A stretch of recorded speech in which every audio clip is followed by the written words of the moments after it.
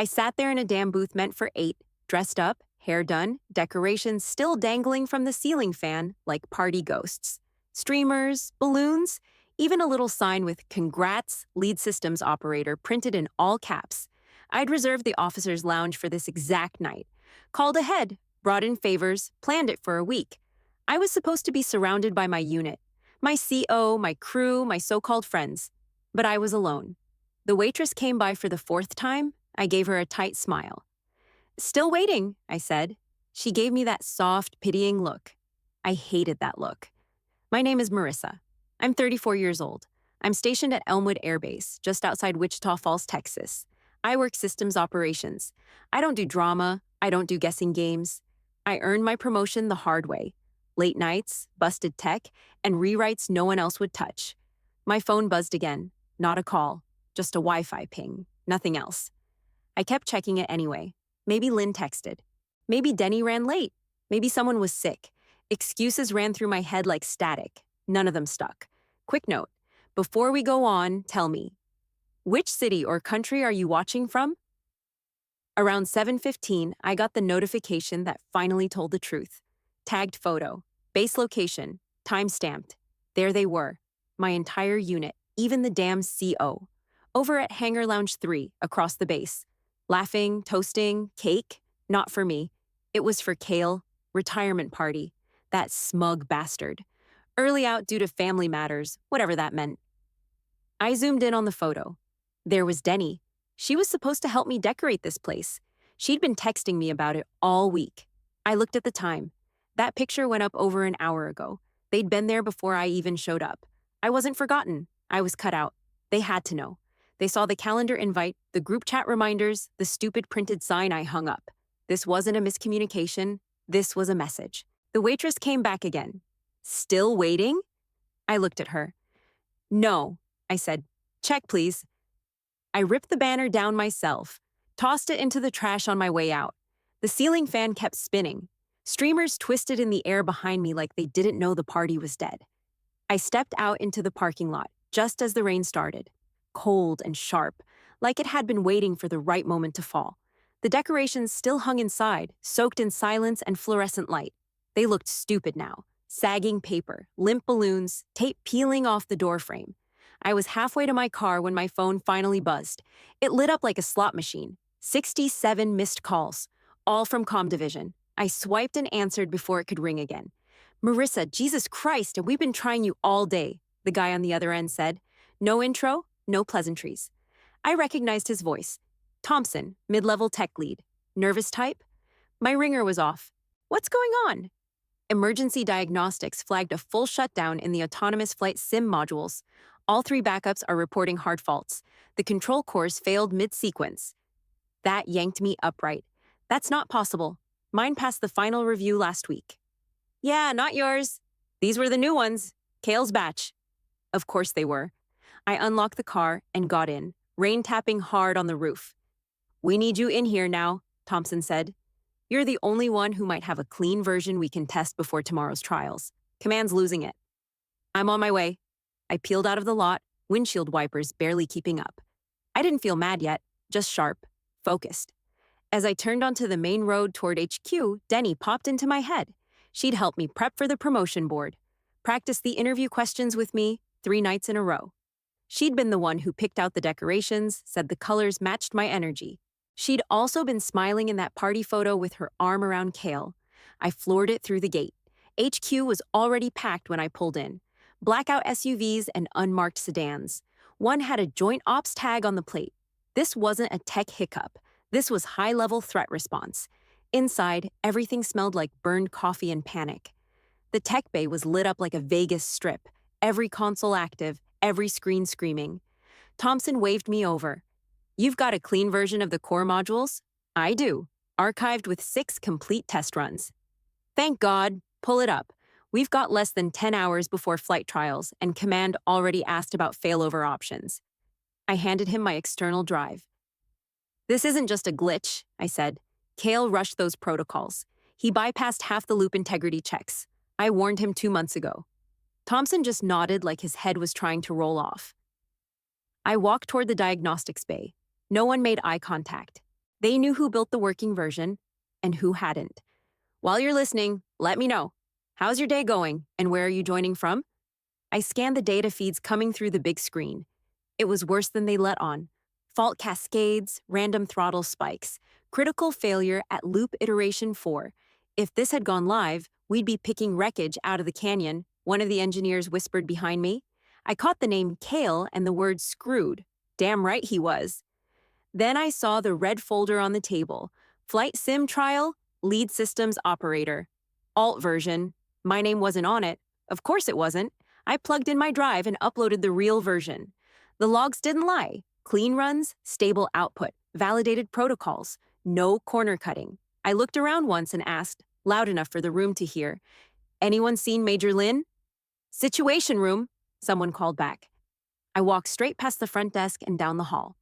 Top brass didn't scare me. Kale's version had failed, mine hadn't, and I'd brought proof. I didn't knock. The door opened into a sea of suits and uniforms. Screens filled the walls, real-time crash diagnostics rolling in like storm clouds. Major Lin looked up, eyebrows lifting. "I thought you were at dinner," he said. I was. I walked up to the main console and dropped my drive next to it. "Your flight trial's not dead yet," I said. But someone sure tried to kill it. Then I rolled up my sleeves. Lin stepped toward me as I connected my drive to the main console. Behind him, a half-dozen screens were cycling through error diagnostics. Loop collapses, thermal overloads, shutdowns at less than 30 seconds into flight sim. The room smelled like stale coffee and tension. "Explain what we're looking at," he said. I tapped the screen. "These are the original test results from my prototype. 6 full loops, clean. Validated with version history, time-stamped, and matched against hardware telemetry." "Where's this version been?" he asked. "In my archive. Because the version in the shared database is fake." Someone in the corner shifted uncomfortably. Thompson stood by the server feed, pretending not to listen. Then the door opened, and Kale stumbled in, wearing his retirement plaque under one arm and reeking of scotch. Denny followed, quiet, eyes wide when she saw the room. "Well, shit," Kale said, squinting at the screens. "What did I miss?" I didn't say anything, just waited. He blinked at one of the failure graphs. "That's just minor instability. Flight loop 3 always wobbles." I pulled up my logs and put them on the big screen. "No instability here," I said. "My version passed 6 full loops across 2 environments. Yours didn't make it to loop 2. Lin turned toward me. "Can you walk us through your data?" I nodded. Built on the original platform specs, no bypass checks, no deleted warning flags. I kept the throttle control raw until loop 5, ran every safety parameter as required. Kale scoffed. "Your version was too cautious. We needed faster output." Lin cut him off. "Where is her version in the shared database?" Everyone went quiet. Even the damn screen sounded quieter.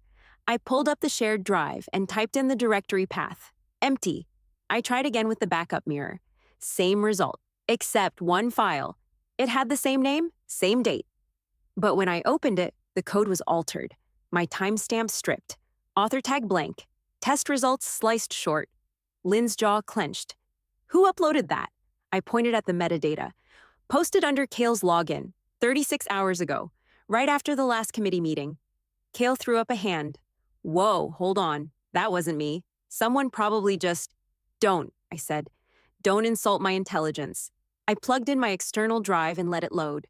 Side-by-side comparisons lit up the wall, original versus altered. My clean loop data against his butchered version. Anyone with eyes could see it. Then I looked at Denny. She hadn't said a word. Her eyes locked on the screen, specifically on the dates. I knew the moment she recognized them. Her mouth opened like she was about to speak, but nothing came out. I remembered showing her those logs last month. She helped format the charts. She even suggested how to color code the loop stability graph. She knew. "Denny," Lin said sharply. "You've seen this before?" She flinched.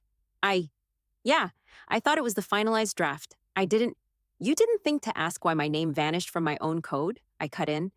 "You were supposed to help me document the release version." "I didn't know," she tried again. "You knew enough to stay quiet," I snapped, "and go to a party while the system you helped bury started to fail." Kale stepped back like I'd swung at him. "Nobody buried anything," he said, a little slower now. We were optimizing.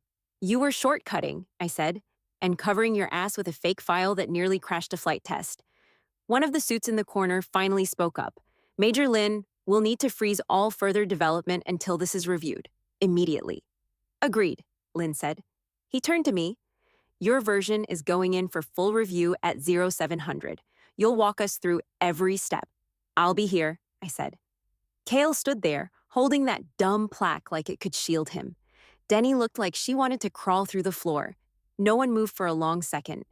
Then I packed up my drive, shut the console, and walked out without another word. The second the last body left the Situation Room, I stayed planted. Lin didn't ask me to leave. He just glanced once and walked out like he knew I wasn't done.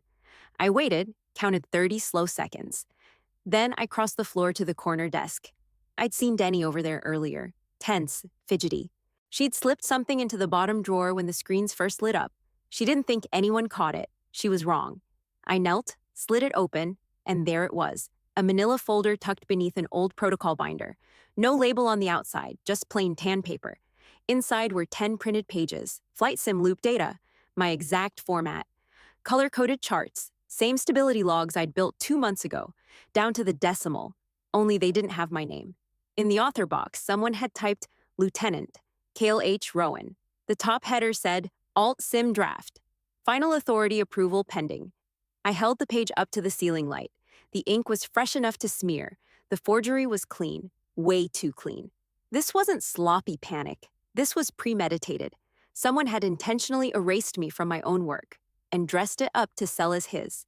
I scanned the pages fast. No edits, no comments. Just clean prints meant to pass inspection. I pulled out my phone, took photos of every sheet, then fed them through the mobile scanner I kept in my bag. PDF'd the whole thing to my secure drive. Then I wiped every fingerprint I could find, stacked the pages back in order, and slid the folder exactly where it had been. I didn't want it missing. I wanted it sitting there when the wrong person came back for it. The room felt colder on my way out, not because of the temperature, just something heavier hanging in the air. Outside, the rain had turned into a downpour. My jacket did nothing. By the time I got in the car, my sleeves were stuck to my arms, my hair soaked flat. But I wasn't angry. I wasn't even surprised. I was steady, the kind of calm that comes after you stop expecting people to do the right thing. The wipers dragged across the glass in time with my heartbeat as I pulled out of the lot and turned toward base housing. Once I was home, I didn't even take off my shoes. I walked straight into the kitchen, grabbed a legal pad from the drawer, and started writing. Names, dates, system logs. Every single person who had touched that shared drive in the past month. I wasn't waiting for a hero. I wasn't giving anyone else a chance to fix it. Whatever came next, it was mine to build, and theirs to regret. I showed up at HQ before sunrise. Still dark outside. Cold, too, like the weather had finally caught up to the mood on base. I wore the outfit I'd saved for the dinner. Tailored navy blazer, pressed slacks, silver pin on the collar. I looked like I was here to lead, because I was. Lin spotted me as I walked into the test lab. He looked tired, like he hadn't slept. Good. Marissa, he started, straightening up. About yesterday. The unit had a tough choice, I said, not slowing down. He blinked, caught. Yeah, I smiled, tight, polite, and cold as a sealed door. Then let's make today an easy one. The evaluation team was already set up. 3 officers from command, 2 engineers from the flight division, and 1 civilian tech specialist from the Pentagon. I greeted them all by name, handed each one a packet with the clean build summary, and walked them through the control room like I owned it. Because that morning, I did. The trial sim launched at 6:30 on the dot. Loop 1 passed clean, Loop 2 even cleaner. By Loop 6, the techs in the back had stopped whispering. No skipped warnings, no system drops, no instability. Just a smooth, steady climb to the finish. After the final sequence, the lead evaluator leaned back in his chair and nodded. Well built, he said. I don't build sloppy, I answered. We moved into Q&A. They hit me with everything.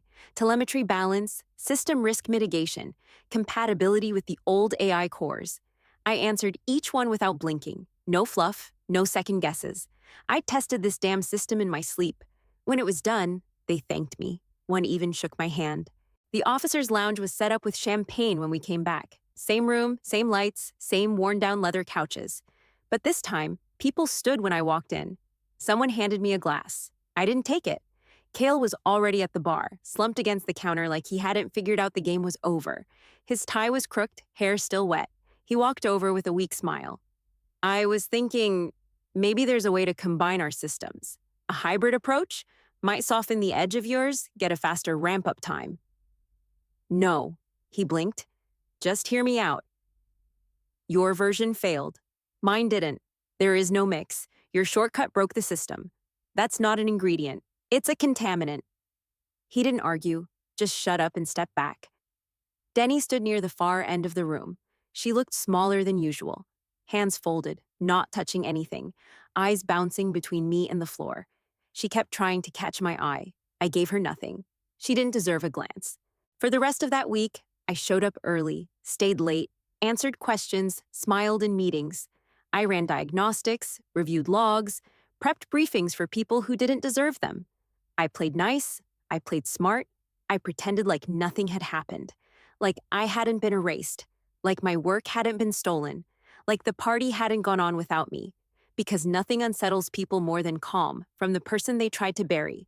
And I wanted them all off balance when the real part began. By Friday, I had the full stack. Every email, timestamp, access log, deleted file ID, all of it. Took me 3 nights and one too many hours inside the system archives. But I got it. I didn't go through base channels. I sent the memo straight to Central Command. Labeled it Urgent Integrity Breach, System Sabotage, Evidence Attached. 37 pages with a digital appendix. No accusations, just proof. They responded faster than I expected. Within the week, I got a red receipt from someone deep in the DC chain. Leadership tried to spin it local first. Misunderstanding, team misalignment, internal version confusion. Bullshit. My memo didn't point fingers. It didn't have to. The log spoke loud enough. That's when Denny showed up. I was working in Lab 2, calibrating the flight loop outputs. She came in quiet, holding a folder like a peace offering. Can we talk? She asked. I didn't look up. You're talking. Her voice cracked a little. I didn't know how to say anything earlier. I finally turned around. Earlier when? When you helped set up the fake file? Or when you watched me get iced out of my own project? She set the folder down. I didn't want to choose sides. You chose anyway. It wasn't like that, she said. Kale pulled me in. He said it was approved. He had the version already uploaded. You thought staying quiet would keep you safe. She didn't deny it, just dropped her eyes. I was scared, she said finally. He said if I didn't back his version, I'd be cut from the project. You know how they do things here? Once you're off something major, it's over. And throwing me under the bus was just collateral, huh? I didn't know it would go that far. I took a breath, slow and sharp. Fear doesn't excuse betrayal, Denny. It just explains it. She winced like I'd slapped her.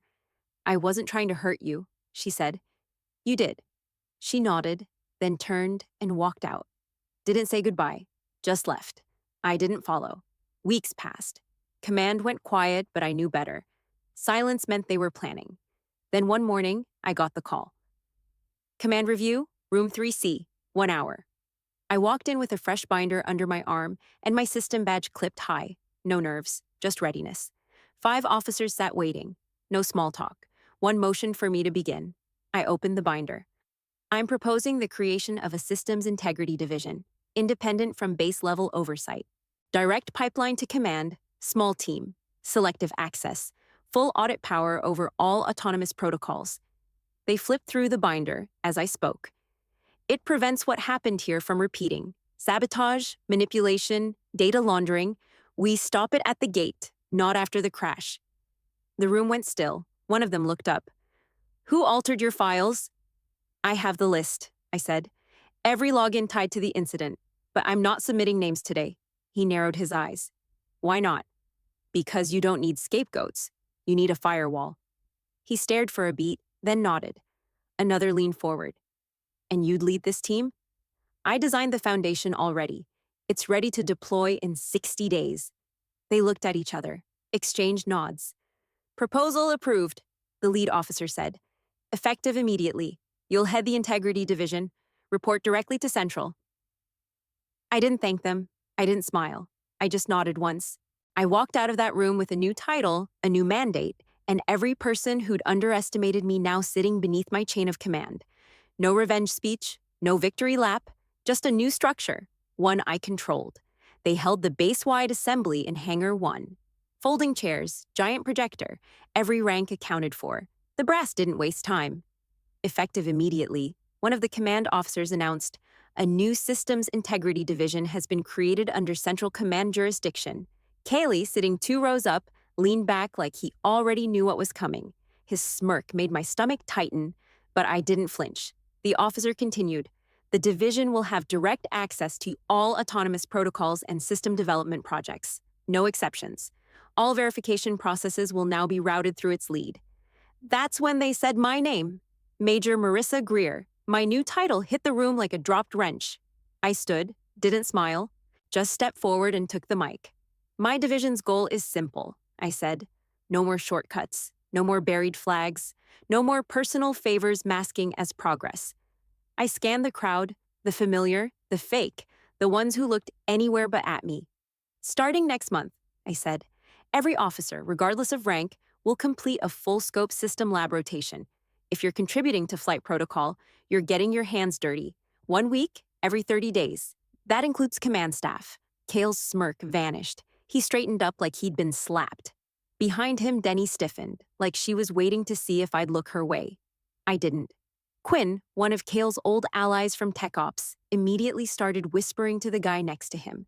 I caught his name in the shuffle, trying to salvage alliances, probably bargaining before the hammer dropped.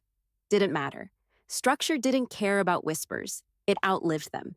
The assembly ended without applause. Just quiet shuffling, heavy glances, and a few people pretending to check their phones. I walked off the platform, straight into the next hour like it was any other Tuesday. Outside the hangar, Denny caught up to me. "Marissa," she said, breath short. "Look, I know it doesn't mean much, but I'm glad it's you. You'll run this right." I kept walking. "I want to be involved," she added quickly. "I can help. I've still got all my records, my logs."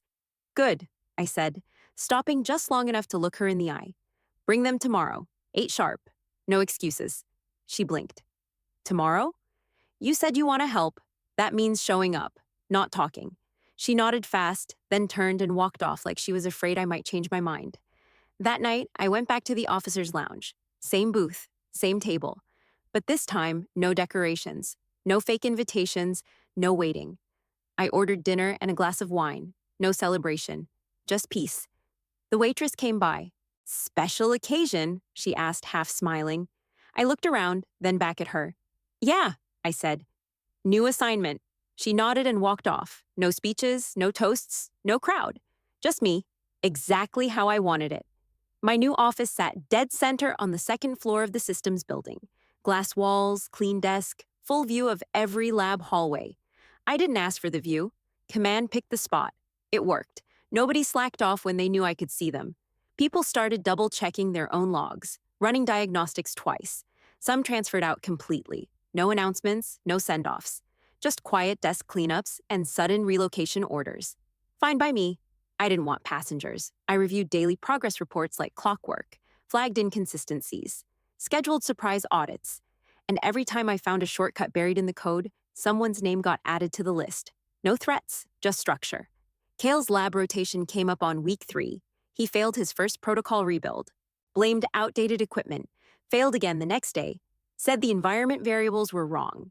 Third time, he quit halfway through, walked out of the lab and called the assignment beneath him.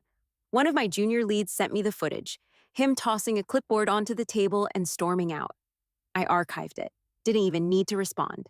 His failure was loud enough without my input. Denny, though, she did the opposite. She started staying late, triple-checked her backup logs, annotated everything, showed up to briefings 5 minutes early, even when she wasn't presenting. Every move looked rehearsed, like she was trying to prove she belonged in the room again. Eventually, she came to my office. I didn't look up right away. Let her stand there while I finished reading a report. "I need to explain something," she said. I set the paper down. "Go ahead." "I didn't know how deep it went," she said quickly. "With Kale, with the files. At first, I just figured it was a technical mistake, something fixable. But by the time I saw the damage, I felt stuck. Then you chose silence." She nodded, eyes down. "That was the first time." I leaned back in the chair. "And the second?" She swallowed hard. when I backed his version in the shared folder. I knew it wasn't the clean one. I knew yours worked better. But he made it sound like Command already approved it, like it was a done deal. You didn't want to go against the favorite, I said. I just wanted to be on the winning side. I stood, walked around the desk, and stopped in front of her. Now that you've picked wrong, I said, are you ready to earn back trust? She looked up. Yes. I watched her for a long second. Not her words, her posture, her tone, her face. She meant it. I nodded once. You'll start as my temporary deputy. 90-day term, not permanent, not guaranteed. Her breath hitched. Thank you. This isn't a reward, I added. It's a repair job. I understand. You report directly to me. No side channels, no casual favors. You keep everything documented, clear, clean, and traceable. Yes, ma'am. She left with her back straighter than it had been in weeks. I didn't feel satisfied, just settled. She wasn't owed forgiveness, but she was offered a path. What she did with it was her choice, the same way they all had a choice now. Play by the structure, or fall under it. It started with a knock on my office door. Soft, fast, nervous. Nico stood there, clutching a tablet to his chest like it might explode. He was one of the junior techs we rotated into systems validation. Sharp kid, quiet, paid attention. He closed the door behind him and leaned in. Ma'am, he said, voice low. I think they're doing it again. I didn't ask who. I already knew. They're altering test protocols, he continued, swapping out data sets and loading alternate parameters. I caught one of the scripts flagged under an admin profile. It's not just one file, it's a chain. My hands didn't move, but my jaw locked tight. Whose profile? I asked. He hesitated. Kale's and Lieutenant O'Connor. I saw a login from Major Ellis, too. Senior officers, the old guard. They were trying to erase me again, this time by making my formula look flawed. I nodded once. Good work, Nico. Keep this quiet. He left without another word. I pulled up the shared drive and found it within 5 minutes. Simulations labeled under Legacy Systems Compatibility Test. Except the numbers were fake, parameters modified, failure rates inflated. It was sabotage, dressed up as technical review. That same afternoon, Denny knocked on my door. No folder, just a flash drive. I didn't want to bring this unless it was solid, she said. It's solid. What is it? Audio, she said. Covert microphone. I planted it during one of their closed-door sessions. You were right. They were planning this for weeks. Kale's voice is all over it. He says it flat out. They're going to make your formula look like a security risk, so Command scraps it. I didn't say thank you, just took the drive and plugged it in. And there it was. Kale's voice, slurred but clear. We throw some failure flags, raise a few red lines, make her look reckless. Command will kill it on the spot. They don't want liability. Someone else, Ellis, chuckled in the background. She won't see it coming. She thinks she's untouchable now. I paused the audio, looked up at Denny. You did good, I said. Go back to your station. Say nothing. I submitted everything to Command within the hour. Audio, logs, comparisons, file trails. I flagged it critical security risk and requested an emergency review. They responded in 10 minutes. Independent auditors were inbound. 2 days later, the audit results came back. My formula? Verified. Stable, fully secure. Their manipulated parameters? Junk science. Data tampering confirmed. Intent to deceive documented. Command didn't flinch. They pulled Kale, Ellis, and O'Connor from duty that same afternoon. Badges stripped, offices cleared, retirement orders handed out without ceremony. The base didn't clap. It just exhaled. I walked into the review board session later that day with one more file. The last one I'd been building quietly. A full restructuring plan, new ethics officers, quarterly audits, anonymous flagging system, and forced retirement for anyone caught compromising data integrity twice. They approved it unanimously, and just like that, the old power system cracked. 6 months later, I stood at the podium in the new systems development wing. 3 stories of reinforced glass, steel floors, and a live command wall that wrapped the entire back wall like a heartbeat. My wing, reporters from 3 major outlets were there, plus a handful of smaller defense tech journals. Microphones lined the edge of the stage, lights everywhere. One of them asked the obvious, "What changed?" I kept my voice steady. We stopped cutting corners. We stopped protecting titles. The overhaul saved the program. Our flight units are more reliable now than they've ever been. Not because of luck, because process finally outranked politics. Another reporter asked about oversight. You think this structure will hold? It already has, I said. We've had 0 incident flags since rollout. Systems audit clean. 4 base transfers requested to join our rotation. That's what trust looks like. Denny stood behind me, hands folded, head high. Her badge now said Deputy Division Lead. She'd earned that title the way it was supposed to happen, not through apology, but through showing up every single day for half a year straight. She didn't speak at the press event. She didn't need to. Kale's name didn't come up once. He was gone, out of the base, out of the industry. Audit fallout spread like wildfire. Job offers vanished, references dried up, his credentials flagged. He disappeared exactly the way men like him do. No accountability, just absence. That night, after the cameras left and the building emptied out, I drove to the officers' lounge. Same table, same booth. But this time, I didn't bring files. No laptop, no prep binder. Just dinner and a glass of red. The waitress, same one from before, walked over. Special occasion? She asked, familiar grin on her face. I raised my glass halfway. Promotion, I said. One that stuck this time. She smiled and walked off. I didn't need a party, didn't need streamers or speeches. This seat wasn't for celebration. It was the seat I earned after all the dust cleared, not for them, for me. Would you like the full story compiled into one file for narration or export?